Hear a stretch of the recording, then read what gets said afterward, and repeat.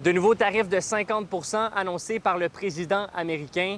Pour la plupart des produits qui seront touchés par cette mesure, il s'agit de produits inclus dans l'accord Canada-États-Unis-Mexique, comme les produits laitiers, des produits du bois ainsi que certains alcools. Ça va toucher à la fois des entreprises de la région qui exportent aux États-Unis, ça va toucher les entreprises de la région qui vendent des produits à des gens qui les transforment pour vendre aux États-Unis. Et dans certains secteurs, bien sûr, ça va faire en sorte que la demande soit moins forte, la compétition plus forte, et donc les entreprises qui sont dans ces secteurs-là vont être touchées. Pour la Chambre de commerce et d'industrie Saguenay-le-Fjord, cette nouvelle mesure ne fait que rajouter de la pression sur les commerçants régionaux.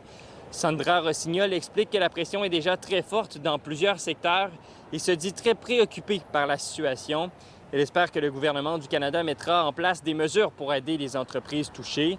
Pour Gilles Bergeron, le gouvernement Carney est face à une tâche difficile qui demande beaucoup de doigté. Il faut jouer notre stratégie avec fermeté, avec doigté.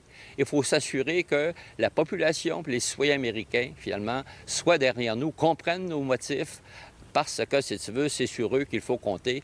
Avec le président Trump, il n'y a rien à faire, si tu veux. C'est clair que c'est un prédateur, si tu veux. C'est une stratégie de la mafia d'écraser les plus faibles. Et à un moment donné, il pense qu'il est dans une position de force avec le Canada. Donc, il ne se privera de rien pour prendre des mesures qui nous désavantagent. Une trentaine de jours, c'est ce qui reste au gouvernement du Canada pour convaincre Donald Trump de retirer cette nouvelle tarification qui s'inclut dans un contexte encore plus large des négociations de l'accord Canada-États-Unis-Mexique et des élections de mi-mandat américaines qui sont à venir. À Saguenay, Louis-Mathieu Corneau pour Nouveau Info.